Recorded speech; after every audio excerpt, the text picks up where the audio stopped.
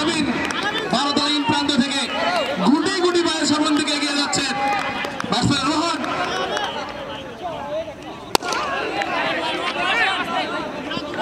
দুর্দান্ত fielding. Free hit বলে 1 রানের সমতায়। 4 বলে 6। 4 বলে 6। 4 বলে 6। আসিফ সিপিএস ডিপার্টমেন্ট তোমাকে ডাকছে।